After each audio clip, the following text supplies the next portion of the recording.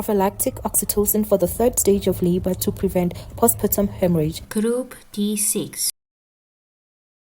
Oxytocin is a natural hormone that is produced by the hypothalamus and stored in the posterior pituitary. In the pregnant female, it can stimulate uterine contractions as well as lactation after delivery.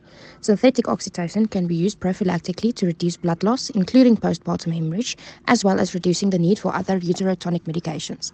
The third stage of labor occurs after delivery and involves the contraction of the uterus as well as the delivery of the placenta. Postpartum hemorrhage can be defined as blood loss of more than 500 milliliters of blood following vaginal birth or over 1,000 milliliters of blood post-C-section. It usually starts within 24 hours of delivery and can last up to 12 weeks after delivery.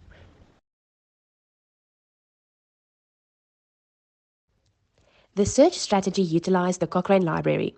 Articles were reviewed from 2001 up to 2024. Search items included prophylactic oxytocin, third stage labor with the Boolean operator AND. From the 9 results, the meta-analysis by Salati et al. Was chosen.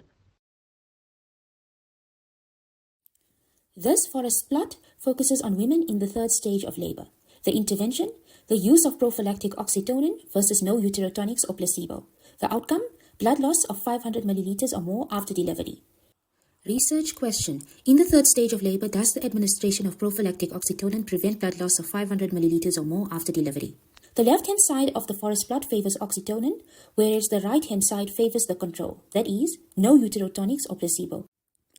6 studies were utilized in this meta-analysis. Even though Abdel-Alim had the largest sample size, Nordstrom contributed most to the meta-analysis as there were more cases of postpartum hemorrhage in his study. This meta-analysis was weighted based on the adverse outcome. Looking at the confidence intervals of all the studies, 3 of them show a significant effect. Abdel-Alim, Nordstrom, and Peer. They do not cross the line of no difference at 1. These studies favor oxytocin. Overall, this meta-analysis favors the use of prophylactic oxytocin compared to the administration of no uterotonic or a placebo in the prevention of blood loss of 500 ml or more, termed postpartum hemorrhage, as the total confidence interval is located on the left and does not cross the line of no difference. This meta-analysis is not of good quality, however, as the heterogeneity of this meta-analysis, I-squared, is 75.35%, which is over 50%. This implies that the studies are not similar. These results, therefore, cannot be relied upon.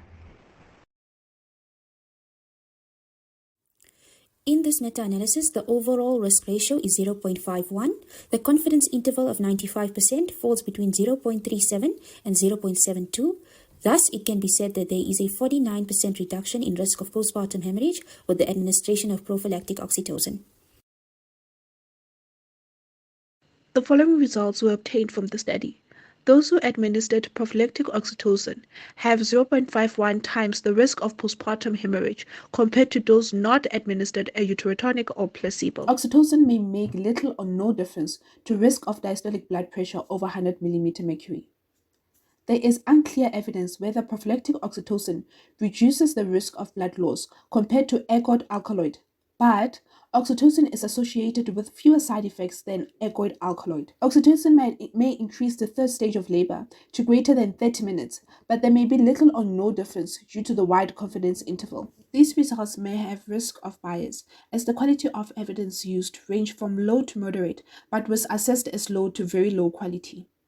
Therefore, the certainty of the study can be low. In conclusion, the chance of blood loss may be decreased when prophylactic oxytocin is used during the third stage of labor.